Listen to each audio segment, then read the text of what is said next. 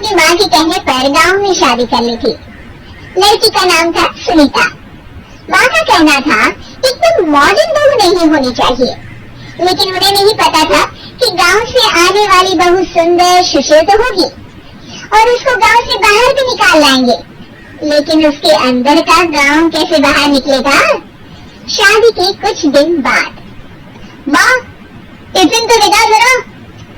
बेटा अब तो स्कूल नहीं ऑफिस जाता है, माँ से नहीं अपनी बीवी से टिफिन मांगा कर। ओके माँ। सुनीता टिफिन ले आओ। लो टिफिन, इसके अंदर पिस्ता डाल दिया है। पिस्ता? पिस्ता क्यों? सास जी ने बोला था ना कि आपको पिस्ता बहुत पसंद है। ओहो, मैंने पिस्ता नहीं पास्ता बोला था, पास्ता। पास्ता? कहीं होता है पास्ता? अरे बेटी तू रहने दे, मैं बना लूंगी। अच्छा किया कि पाव भाजी बनाने का नहीं बोला, वरना किसी के पाव बना देती है। सुनीता को बुरा लगता है, लेकिन उसकी नादान हरकतें कम नहीं होती। ऐसे ही एक दिन, अरे तुमने ये क्या लगाया है? अरे आप वो फूस-फूस करके लगाते हैं ना, वही। दियो? कहाँ दियो? किसको दियो? अरे वही ना जिससे खुशबू आती है। हाँ सही पकड़े हैं। अच्छा लेकर तो आना। कौन सा दियो लगाया तुमने? अभी लेकर आते हैं जी। संदीप की बात मानकर सुनीता अंदर से खुशबू वाला फुसफुस लेकर आती है। ओएमजी, ओएमजी मतलब ओ माय गणेश ना।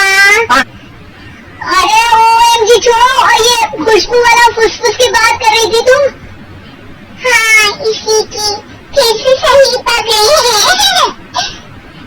अरे देवी, लेकिन आप सही नहीं पकड़े हैं, ये डियो नहीं है।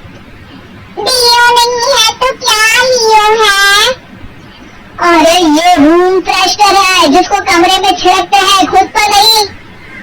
कोई बात नहीं, माँ कहती थी आत्मा किराएदार है, शरीर किराए का कर्म। हम शरीर पे ये डालिए तो क्या फर्क पड़ जाएगा? अरे बहू, ओ बहू, मेरे लिए फल तो ले आ, फिर मैं बाजार जाऊंगी। सुनीता अपनी सास के लिए फल लेकर आती है। अरे बेटा, पपीता, तरबूज और सेब फल ऐसे कैसे खा लूं? काट कर तो ले आ। माँ जी, मेरे गांव में तो खेत से उठा के सीधा खा लेते हैं। अरे ये तेरा गांव नहीं है ना। अरे संदीप, तू भी कुछ समझा देना इसको बेटा। मैं कैसे समझाऊं माँ, ये तो माइक्रोवेव को भी फट्टी बोलती है।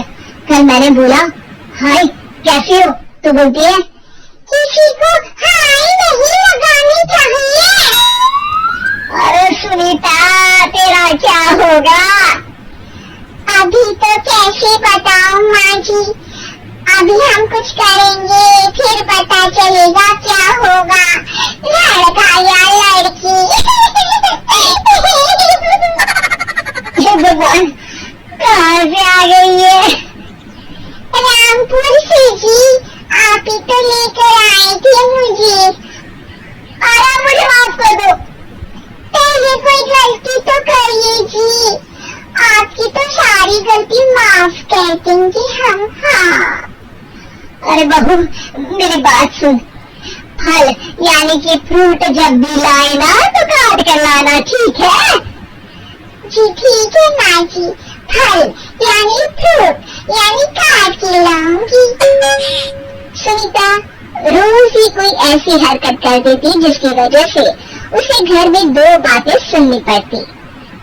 एक दिन, माँ मेरे बॉस घर पर आने वाले हैं शाम को, उनका बर्थडे है, फैमिली साथ नहीं रहती उनके, तो यही पार्टी कर लेंगे। उनको अच्छा लगा तो शायद मेरा प्रमोशन भी हो जाएगा। मैं ना फ्रूट केक लाकर फ्रिज में रख दूंगी और तेरे साथ आज खाना मैं बनाऊंगी, ताकि जब साहब आए तो खाने में कोई गड़बड़ ना हो। शाम को जब सारी तैयारियां हो जाती है, संदीप के साथ बड़े साहब के घर आते हैं। आप फ्रूट केक तो ले आना बहू, फिर खाना खाएंगे। अरे इस सब की क्या जरूरत थी, आपने बुलाया वही काफी है। सर, आपका परिवार शहर में नहीं है तो हम ही आपके परिवार जैसे हैं सर।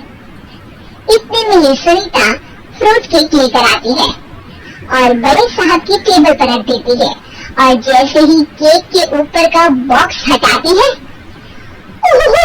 ये क्या है? केक तो फटा हुआ है, मैं तो ऐसा नहीं लाई थी। आप मुझे शाबाशी दे सकती है माँ जी, मैंने ही केक काट दिया। आपने कहा था ना, फल यानी फ्रूट यानी हमेशा काट के लाना, तो फ्रूट केक भी तो फ्रूट ही है ना, तो मैंने पहले ही काट लिया। होना मैं समझदार। अरे बहू, ये क्या किया? केक हमेशा वही काटता है जिसका जन्मदिन होता है। तुझे एक बात भी समझ नहीं आती, एक नंबर की बेवकूफ है। पूरा माहौल बिगड़ चुका था। संदीप को लगने लगा था कि साहब उसे प्रमोशन तो दूर की बात है, कहीं डिमोशन ना दे दे, लेकिन साहब बीच में ही बोल पड़ते हैं। अरे कोई बात नहीं, ये इनकी बेवकूफी नहीं है, इनका भोलापन है। बेटा आप कहाँ से हो?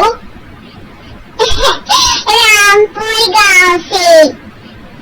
अरे वाह, गाँव से? फिर तो आपके गांव में ताजे फल और सब्जियां मिलते होंगे। हाँ, सही पकड़े हैं। हम तो काटते भी नहीं, सीधा खा लेते हैं। मैं ना एक बार तुम्हारे गांव घूमने जरूर चलूंगा। क्यों संदीप, ले चलोगे ना? मुझे गांव घूमना बहुत पसंद है। बस फिर क्या था, संदीप और सास दोनों खुश हो गए, क्योंकि साहब को सुनीता ने गांव की बात करके खुश कर दिया था। अब संदीप का प्रमोशन पक्का था। शिक्षा, कभी भी किसी भी गलती पर घबराना नहीं चाहिए। हो सकता है कि उस गलती की वजह से आगे बड़ा फायदा हो जाए।